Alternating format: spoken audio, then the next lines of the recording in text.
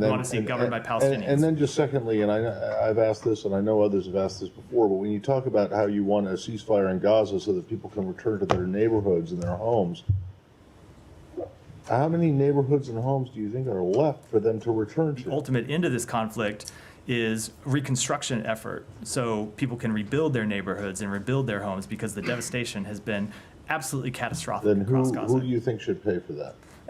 Ultimately, it would require an international effort with multiple countries contributing. We don't, obviously, that's the kind of thing that would have to be worked out. We're not at that stage yet, because we're not even at the end of the conflict. Okay, fine. But what countries should be included in this? It's the type of thing that'll be the subject of many diplomatic conversations. Can I get to the very specific point here? Do you think Israel should contribute to this? So in his statement on the anniversary of October 7 today, Secretary Blinken specifically mentioned the names of Americans killed by Hamas, but he did not mention Americans who were killed by Israel since October 7, like Tevfik Ajak, Ayşenur Ezgi Egi. Why were these Americans not mentioned in the statement? And is that, does that indicate a different standard for Americans based on who killed them?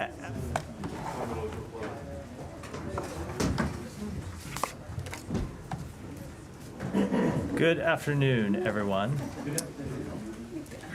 Today marks the tragic anniversary of the October 7th, 2023 attacks against Israel, where 1,200 men, women, and children, including 46 Americans and citizens of more than 30 countries, were slaughtered by Hamas. October 7th, 2023 was, of course, also the day when Hamas took 254 people hostage, including 12 Americans. An estimated 101 of those hostages still remain in Gaza, including 7 Americans: Itai Chen, Judith Weinstein, Gad Hagay, Eden Alexander, Keith Siegel, Sagi Dekel-Chen, and Omar Nutra. Hamas should release every one of these hostages immediately, and the United States will not rest until they are returned to their families. Hamas's attacks on October 7th launched a war that continues today, with tragic consequences for the Palestinian people. As the Secretary said in his statement this morning, the United States mourns the death of every innocent who died on October 7th and in the year since. And we are determined to continue to work for a ceasefire agreement that brings the hostages home, alleviates the suffering of the Israeli and Palestinian people, and ultimately brings an end to this war. In a speech just days before his son Hirsch Goldberg Poland was murdered by Hamas, his father Jonathan Poland said, "There is a surplus of agony on all sides of the tragic conflict in the Middle East. In a competition of pain, there are no winners. It is far time to end this conflict and to begin the work for a common future for Israelis and Palestinians with equal measures of security, dignity, opportunity, and freedom." With that, Matt. Okay, before we get back into Gaza, which I'm sure we will, can I just get you, do you have an update on the flights out of Lebanon for Americans? I do. So the flights that we launched last week, the U.S. organized flights, continued over the weekend. There was another flight that left today from Beirut to Istanbul. That flight had approximately 150 passengers on it, American citizens, legal permanent residents, and their family members. That brings to a total of 900, approximately 900 American citizens, legal permanent residents, and their family members who have left on U.S. organized flights since we launched them last week. In addition, as we said, we have been able to block seats on commercial flights that are leaving. That has continued over the weekend as well. We have now blocked 868 total seats on commercial flights. We don't know exactly how many of those have been filled because we don't get an exact number, but we know that a significant proportion of those 868 seats have been filled. So in addition to the 900 Americans that have left and their family members that have left on the U.S. organized flights, we know there have been hundreds more that have left on these commercial flights where we've been able to block seats. And of course, there are other Americans who leave on commercial flights where they make the arrangements on their own, not through seats. Right, that and then we provide.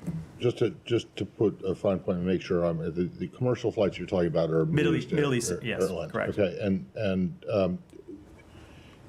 in terms of the U.S. contracted flights, been my understanding, and you guys have been putting this out every day, that these flights have a capacity of 300 people. Yeah. And there have been How many? 8?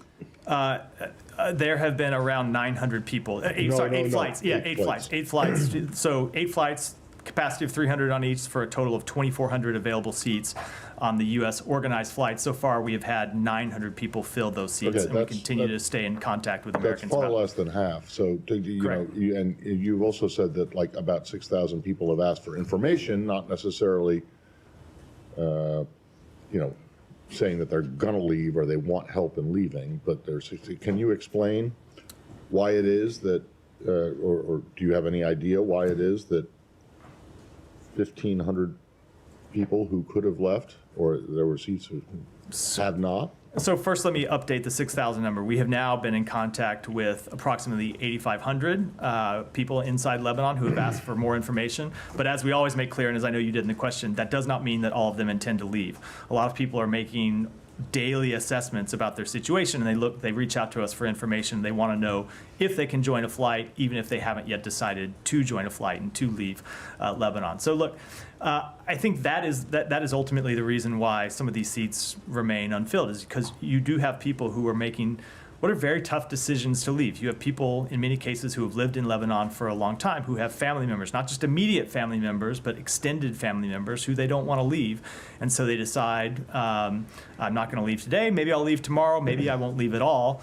And it is up to them, of course, to make those decisions. We advise them to leave, and we've been making these seats available, and we'll continue to make them available as long as there's demand and as long as the security situation demands it. Okay, so the number who have left and the 150 today, that you think constitutes, and I'm not saying it shouldn't, but I just want to make sure that constitutes demand to you, even if it's 150 people today on a seat on a plane that carries 300 people, that's half full. So does that mean that you still think there is demand? We do still think, yes, we do still think there is demand. And actually, there are probably other people who, for whatever reason, can't make it to the airport, Fine, but yeah, still, fine. but yes, I just want to make sure that I understand. We do believe there is still demand, and so we plan to continue organizing these flights. Last one on this, and that I know you can't speak to the fares that Middle East Airlines charges, but is it still correct that the maximum fare on your contracted flights is $283? It's $283. That's correct on the flights that we organize. And then I have seen these reports about what people are being charged to fly on Middle East Airways. I'll tell you, we have not always seen information that backs up some of those claims. And I will note that on the seats that we make available, or that are made available to us, held in reserve for American citizens, the price for those seats on Middle East Airways has been far, far less than you see as the thousands, somewhere less than $400. So far, far less than the price that you've seen quoted sometimes for people. I suppose maybe they're looking to book separately from Middle East Airways. I can't speak to individual people's situations. Right. But when it comes to the seats that are made available to us, that we are making available to American citizens, legal permanent residents, and their family members on Middle East Airways, they're less than $400. Okay, and sorry, I know I said that was the last one, but I got one more, which is just that there are 8 flights. All but one of them has gone to Istanbul. The other one went to Frankfurt. I will have to check. They've been to Istanbul and Frankfurt. I know most of them have been to Istanbul. I don't remember if it's 7 and 1 or some other breakdown. Okay. Sure. Yeah. No, it is indeed a somber day. I wanted to ask you on something that you said in your opening statement. This call, and you said it many times in the administration, this call saying it is far time to end this conflict today. Obviously, this conflict is not only ongoing, but it's escalating in every direction we look at. There are new operations in Gaza. There's, of course, bombing in Lebanon, and we're waiting for the response against Iran's attacks. So when you say it's far time to end this conflict, and obviously you have to be two sides, to agree to end the conflict, are you saying specifically to Israel, stop the bombing, stop its operations in Gaza, or do you still support those? We do not believe that a ceasefire where Israel unilaterally stops the war without an agreement with Hamas to stop attacking Israel to release Israeli hostages, to release American hostages, to release the hostages of other countries is a just outcome. We want to see a ceasefire, but it needs to be a ceasefire that includes both parties to the conflict, not just one. Yeah. A few things, Matt. Just a broad question to perhaps reflect a year on. It's the anniversary of October 7 Hamas attacks. It's also the anniversary of the start of Gaza war, which is, according to Palestinian health authorities, killed nearly 42,000 people. And everything we've lived through, I'm wondering, does the United States believe Israel is safer today than before the start of this? And given the United States has supported Israel throughout this, I'm just wondering if there is any reflection within the administration going back to the early days and sort of looking at the steps that you've taken. Is there anything that the administration would have done differently since then? So let me answer the last one first. When it comes to any complicated situation, and this, of course, is one of the most complicated situations on the face of the earth, of course, we look back all the time and look at the decisions that we made, look at the outcomes, and think about how we can do things differently. That's true when it comes to this conflict. It's true when it comes to Ukraine. It's true when it comes to, dare say, every situation in the world. And I think that's normal for anyone facing difficult decisions to look back and do, because you always want to look at the decisions you made and see how you can learn from them and see how you can make the best possible decisions going forward. So that is, of course, we have done that and continue to do that. That's part of our ongoing work to try and make sure we do make the best possible decisions to advance the national security interests of the United States.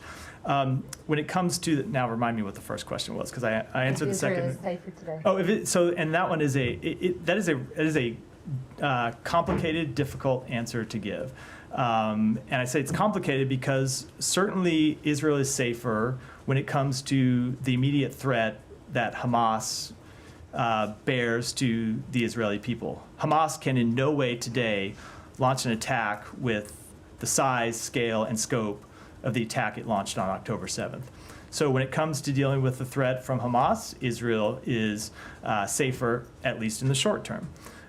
When it comes to the threat faced by Hezbollah, you have seen Israel degrade Hezbollah's military capabilities over the past 10 days or so. It does not mean they have eliminated them. They certainly have not eliminated them, but they have degraded them. But to the longer term question, is Israel any more secure?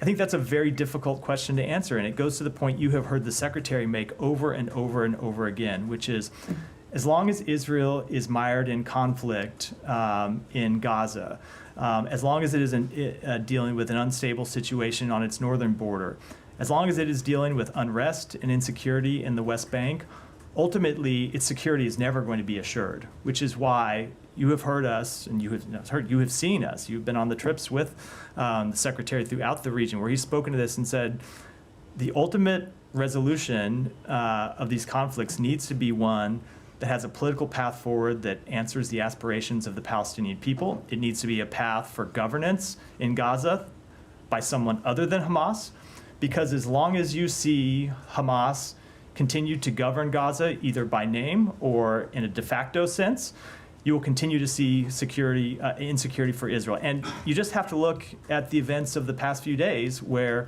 Israel is again conducting military operations in northern Gaza, a part of Gaza where they initially stopped major military operations, I think, last January. And they're back in because Hamas still has control of large parts of Gaza City and northern Gaza, because there has not been a path forward that provides an answer to the security questions and provides an answer to the governance questions, not let alone the reconstruction questions that very much need to be answered. Right. So let me take that to Lebanon then.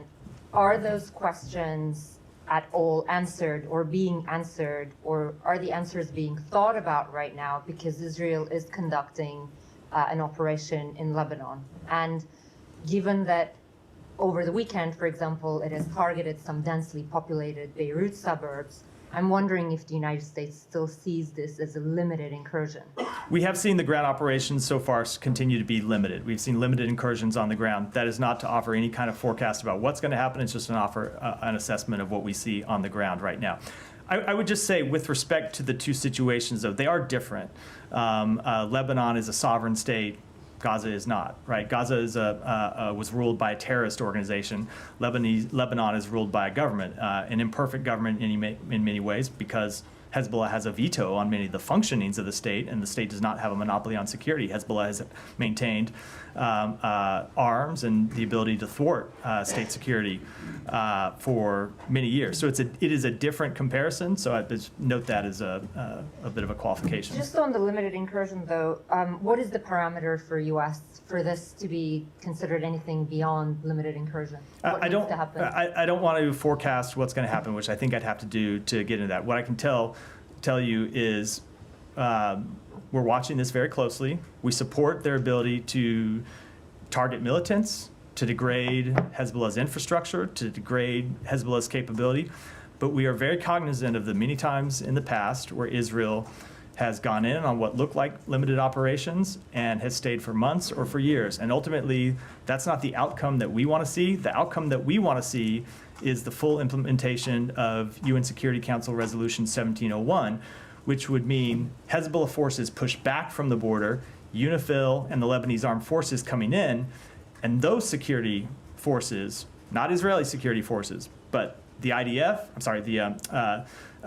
the LAF and UNIFIL taking the place of security forces in southern Lebanon and providing that buffer zone so Israelis in the north of Israel can return to their homes and Lebanese in the south of Lebanon can return to But their are homes. there any active conversations about this? Because, I mean, at the moment, it does appear that the United States is greenlighting what Israel is doing in Lebanon so far. But do you have, and you just talked about how there was no post-war Gaza plan, there was no political pathway, and that left us where we are a year on in Gaza.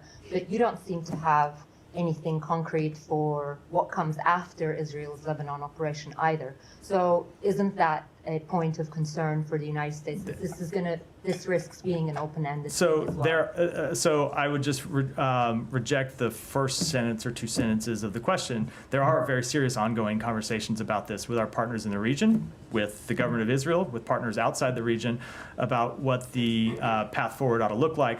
Just because we don't make the details of those conversations public, which we are not at this point, doesn't mean that we are not actively engaged in them. As you know, the Secretary talked to a number of his foreign counterparts over the weekend, the French Foreign Minister, the Qatari Foreign Minister, the Foreign Minister of Saudi Arabia. He talked to the Foreign Minister of Egypt earlier today. We are very much engaged in those conversations. Final thing for me. President has said he doesn't want Israel to hit Iran nuclear sites and also like the oil facilities, but I'm just wondering if Israelis actually have given you any assurances that they won't do that. Now, I'm not going to get into those private diplomatic conversations. We continue to discuss with them what their response will look like, and I'll leave it at that. Just to follow up on one bit of what you said to Humira, you said the ground incursions continue to be limited, I believe. So does the United States believe that the bombings in the Beirut area are included in that limited character trait that you guys are I don't have a wishing to characterization see? of them one way or the other. They have been conducting strikes. They've been conducting strikes targeting Hezbollah militants, and certainly there are more strikes happening this week than there were 3 weeks ago when they weren't operating. But it's in terms of a sweeping characterization of them, I don't have one. And so long as the Israelis are going after Hezbollah targets in those Beirut strikes, the U.S. is supportive of them doing that. We're supportive of them targeting Hezbollah, but of course we expect them to target Hezbollah in a way that complies with international humanitarian law and that minimizes civilian casualties. And have they done that so far? That's never the question I can answer with a sweeping conclusion here. As you know, it takes an assessment of individual strikes before we can reach any of those kinds of conclusions. And we know that this department is carrying out that assessment when it comes to Israeli operations in Gaza.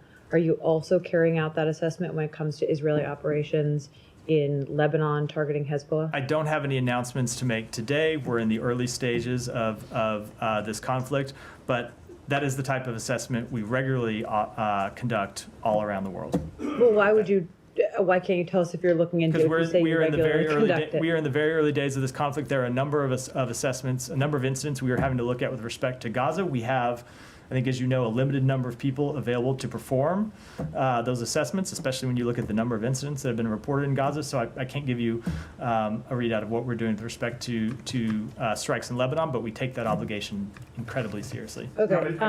Can I just follow up on Sure. that? I apologize. But, I mean, okay, you're doing these evaluations and come out whenever they come out. I mean, the president, during the Gaza said, oh, the Israeli operations were over the top, for example. So specifically, the ones that are happening now in Lebanon, are they over the top? I don't have a sweeping conclusion to offer you at this point. We're watching all of them closely. We make our judgments, both when you look at the totality of incidents, and I don't have an assessment to offer on that. And then there are different questions about about individual strikes that are the types of things that we regularly look at. Were you done? Just one more question. You said in your opening remarks that the Biden administration continues to work towards a ceasefire. You gave, readouts, or actually you didn't give full readouts, but you noted the phone calls that the secretary has had in recent days that are driving towards that outcome. But from the perspective of us, it does seem like that effort is a little bit stalled right now, as you guys are waiting to watch what Israel does militarily. Would you reject that conclusion, or? So the only thing I would reject about the way you phrase the question is our efforts are not stalled while we wait to see Israel's military operations. We continue to push for a ceasefire in Gaza, but you have to have the parties come to a table, and it remains the case, as has been the case for some time, that Hamas has been unwilling to engage in a meaningful way with the mediators, with Qatar and Egypt. And I will say that refusal by Hamas to engage in a meaningful way predates the start of Israeli operations in Lebanon. But if you just look at the things that Hamas has publicly said for some time, they have been hoping for a wider regional war. They have been hoping for a wider escalation of this conflict. They've wanted to see Hezbollah come into the conflict. They've wanted to see the other Iranian proxy groups come into the conflict. They've wanted to see Iran come into the conflict. So they will have to assess why it is they refuse to engage, or they would have to speak to why it is they refuse to engage meaningfully on a ceasefire that would in every way alleviate the suffering of the Palestinian people. But I don't think it's any secret that they have long wanted to see Israel under attack from other directions as well as just from inside Gaza. And is there any latest ceasefire proposal that you're waiting for Hamas to respond to right now? No, that's not exactly. I'm pausing only because I went through some of this, but it's probably on a day that you weren't here. Where we've been, no, it's quite all right. So there was a ceasefire proposal that we put forward. There was then a bridging proposal that we put forward. The bridging proposal had a number of implementation agreements that were going to have to be worked out, and we had been engaged in a process where we were talking with the Israelis about what proposals we could put forward that would get them to yes, and the other mediators, Qatar and Egypt, had been talking about what proposals they could put forward to Hamas that would get Hamas to the yes. The idea being you look for the Venn diagram between those two parties that would get you an ultimate agreement. And several weeks ago, Hamas just started refusing to engage in any meaningful way about what things they might be willing to accept. And you haven't heard from them in weeks? So the Egypt and Qatar would have to speak to their communications with Hamas. I can't speak to whether they're talking with the Hamas officials outside Gaza or not. I'm sure that they have some regular communications that I won't speak to, but we have not heard from them in any meaningful, substantive way when it comes to the ceasefire proposals on the table in weeks. Said, go ahead. Thank you, Matt. In your response to Humaira, I believe, on if Israel was safer today, you said that Israel has degraded Hamas, apparently a great deal, and so on. So I want to ask you, why the need to continue to bomb tent places and places where Palestinians are advised to go to for safe havens and so on, with F-35s and bombs that are 2,000-pound bombs? So why is there a need to continue to do this kind of bombing? So I'm not going to speak to any particular decision about what kind of strike to use, but they continue to engage with Hamas forces in Gaza because Hamas forces continue to pose a threat. But Said, that just goes to the point that I was making, that they will never end the conflict in Gaza through a military response as well. It is going to take a political approach, it is going to take a different governance approach, and it's going to take an approach that means that something other than Hamas, and it can't be Israel, it can't be the IDF, but something other than Hamas is in Gaza governing. But Israel continues to use these bombs, these huge bombs. In fact, bombing a coffee shop in the West Bank, which is an area they control. They should not be bombing by, aerial bombardment, coffee shops and so on. But you mentioned a point that takes me to my other point. Israel seems to be cutting off the north of Gaza from the south. They're basically, what is underway is nothing short of ethnic cleansing. Now, you all along have said, and the president, I think the secretary said that, I'm not so sure whether the president said that or not, but you don't want to see Gaza reoccupied. You don't want to see any part of Gaza reoccupied. Are you aware of these reports, and do you have a response to them? We have seen these reports. Let me state first very clearly that no, we do not want to see Gaza occupied by Israel. We do not want to see the territory of Gaza shrunk in any way on a permanent basis.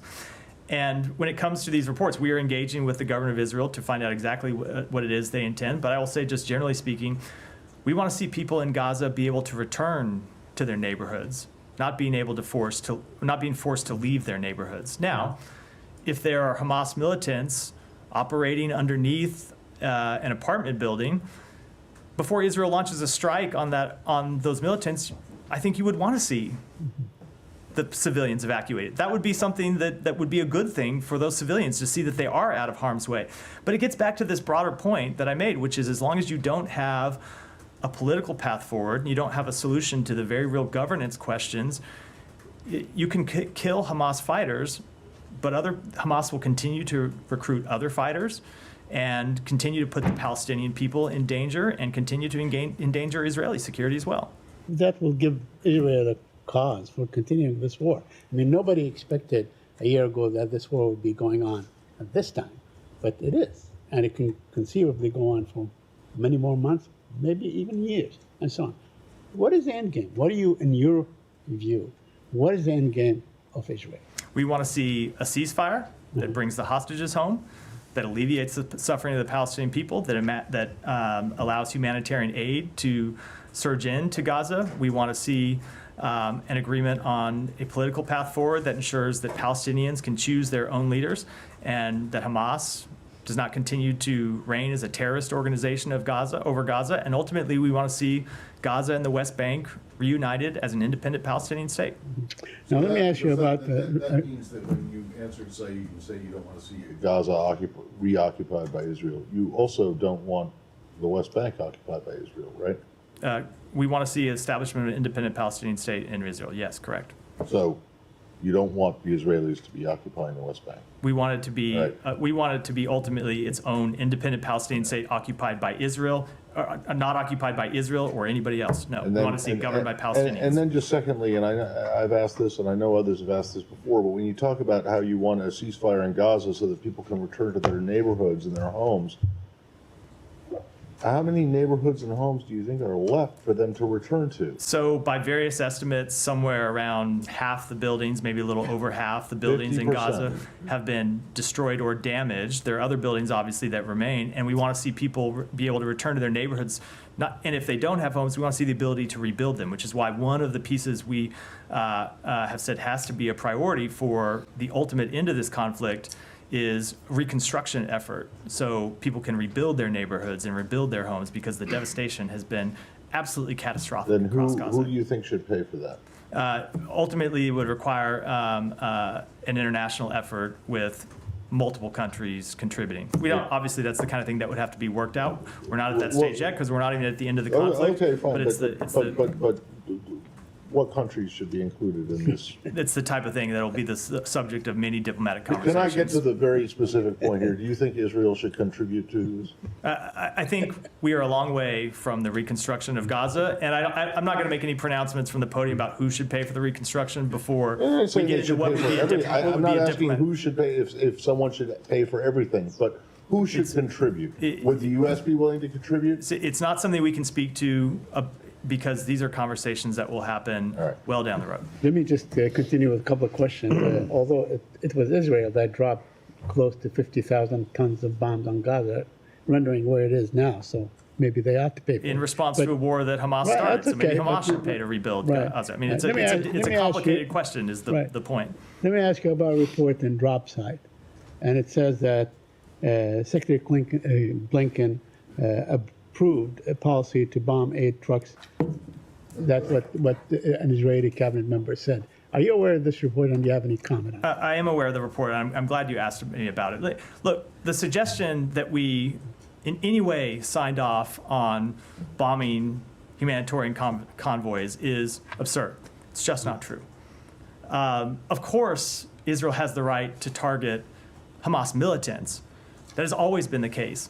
And so look, if you had a situation where Hamas commandeered a convoy and Hamas militants were operating a convoy, of course Israel would have the right to strike those militants.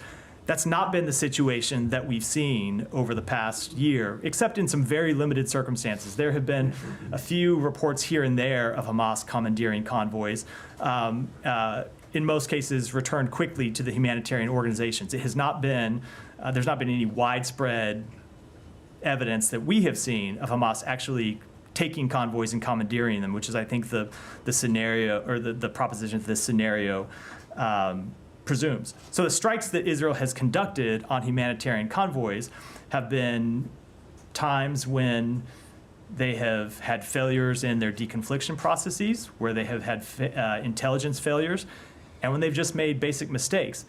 And the thing that we have made clear about those is that those mistakes are unacceptable, and that humanitarian workers need to be protected, and humanitarian aid needs to be protected. So the idea that anyone at this department signed off on bombing humanitarian convoys is just absolutely ridiculous.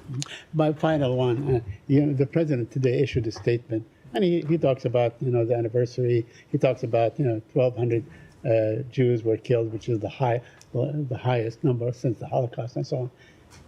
But he did not mention the genocide that the Palestinians are subject to. He did not mention the fact that 42,000 people were killed. In fact, a group of American doctors are saying 119,000 have been killed. Is that negligence on his part, or is he not showing the kind of sensitivity that he ought to show? So, Saeed, he didn't use empathy. He didn't use the terms that you use because we don't agree with those terms. But if you look at the president's statement, if you look at the statement from the vice president, if you look at the statement from the secretary, every one of them made clear that the consequences of this war for the Palestinian people have been catastrophic, and that's why we're ultimately working to end the war. Thank you. Yeah. Yes, the UNIFIL, the United Nations in Lebanon, put out a statement on Friday, I think. They said they are deeply concerned that by recent activities by the IDF immediately operating from a close position around them. Did you see that statement? We did see the statement. Do you have any comment? I don't. Obviously, we don't want to see UNIFIL forces put in danger in any way. UNIFIL forces play an important role in establishing security in Lebanon, and ultimately, we want to see them able to do their job implementing UN Security Council Resolution 1701. Do you still see what's happening in South Lebanon, a limited operation? We do. I'm sorry. It was when you were out of my answer to this question earlier. Yes. At the time, and that is an assessment made today, and we'll make our assessments, on an ongoing basis, and if and when they change, we'll have a different assessment to offer. Okay, you have confirmed several times that you are in contact with the Lebanese and you are working behind the scene. But the Prime Minister yesterday, he had an interview and he said not the U.S. officials reached out to them since he saw Amos Hochstein in New York before the assassination of Hezbollah Secretary General. Today even there was a statement by a bloc of opposition asking for the implementation of the resolution 1701, even 1559, and also some of them went far, not from the opposition. One of the Druze leader, Walid Jumblat, he asked to go back to the 1949 truce with Israel. But there's no U.S. engagement. It's like you are giving the Israeli time to finish the military operation. Why you are not engaging? And if you are engaging, who is engaging with them from this department or from the White House? So- What are you doing? So we have had ongoing diplomatic engagements with Lebanese leaders. I can't give you the who and the time here, but we have had it going on for some time. And I should say, just as importantly, we have had a number of diplomatic contacts over the weekend, some of which I mentioned earlier, and going back all through last week with partners in the region who are engaged with the Lebanese government. But I should make very clear, the solution to the political crisis inside Lebanon is not one that can be or should be dictated by the United States. Those are decisions that Lebanon has to make. And look, we have made clear for some time we want to see the Lebanese parliament elect a new president. We want to see the Lebanese government break the deadlock that that Hezbollah has imposed on it. But these are not the kind of these are not the kind of solutions that the United States can come in from the outside and impose. But the Iranian foreign minister visited there, and 2 days ago, you know, in Lebanon, the situation, it is not a domestic situation. It's a regional situation. Of course. Yeah, so of course, that's and why we have been engaged both. I said both with Lebanese actors and with actors in the region, making clear the importance of the ultimate implementation of 1701, making clear the importance of Lebanon breaking the deadlock that has existed that has prevented them from electing a president. But at least with respect to that last one, that is a question that Lebanon has to work through. We can offer our support, we can offer assistance, but those are decisions for the Lebanese to make for themselves. Michelle. Yeah, thank you. I have several questions too. You said earlier that we are in early days of this conflict. How long do you expect it to last? I don't have any assessments to offer. Obviously, we ultimately want to see a diplomatic resolution. Second, are you planning to keep asking the Israelis to keep the airport open? We think it's very important that not only the airport be open, but that the roads to the airport be open so that American citizens who want to leave that can get out, but also citizens of other countries who want to leave, be able to leave, can get out. So yes, we want to see the airport stay open and we want to see the roads to the airport be open. And in your readout regarding the call between the secretary and the Saudi foreign minister, you said that they discussed ongoing efforts to fund and support the Lebanese armed forces and the importance of international support for UNIFIL. Are there any specific steps that you are considering? Nothing that I'm ready to announce today, but when I referred to ongoing diplomatic conversations in response to Hibba's question, that conversation with the Saudi foreign minister about a way forward is very much the type of engagements we've been engaged in the last. And lastly, do you have any information regarding the IRGC Quds Force commander, Kaani? I don't. I've seen the reports of his possible demise as well as reports that conflict that information. We don't have any independent information of our own to offer. Thank you. So in his statement on the anniversary of October 7 today, Secretary Blinken specifically mentioned the names of Americans killed by Hamas, but he did not mention Americans who were killed by Israel since October 7, like Tevfik Ajak, Ayşenur Ezgi Egi. Why were these Americans not mentioned in the statement? And is that, does that indicate a different standard for Americans based on who killed them? Absolutely not. And if you've seen our public statements, we have spoken out forcibly about American citizens who have been killed today, or have been killed on both sides of this conflict. The statement the secretary put out today, though, was about the anniversary of October 7th. But and the people that died in the attacks on October 7th, and the American citizens who were taken hostage on the deaths on October 7th. You have seen us on other occasions speak out, and we will continue to speak out forcefully about other American citizens who die anywhere across the world. But the statement today was about October 7th, and in no way is a statement about the anniversary of October 7th going to cover the entire sweep of this conflict, but we thought it was important to, on this anniversary of the horrific attacks, to memorialize the people who were killed as part of those attacks. And do you have any update on the investigation into the killing of Ayşenur? It continues to be underway. I don't have any further update. Yeah. Thank you, Matt. Last week, Iranian-backed groups in Iraq attacked Golan Heights. They killed 2 IDF members and injured 2 dozens. These attacks and the other attacks have bring Iraq to the brink of this conflict. Have you ever talked to the Iraqi government about these militia groups is to stop attacking Israel and making these destabilized actions, and why the Iraqi government so far couldn't bring these groups? So you should address questions for the Iraqi government to the Iraqi government. I will say that, of course, we continue to be concerned about the presence of Iran-backed militias inside Iraq.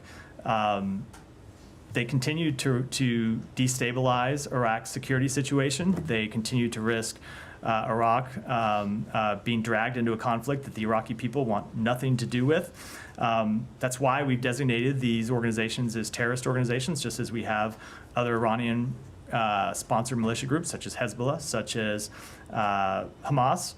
And we continue to talk with the Iraqi government about the importance of preventing attacks from within Iraq's borders, preventing attacks on U.S. personnel, U.S. interests inside Iraq, and the importance of holding people accountable.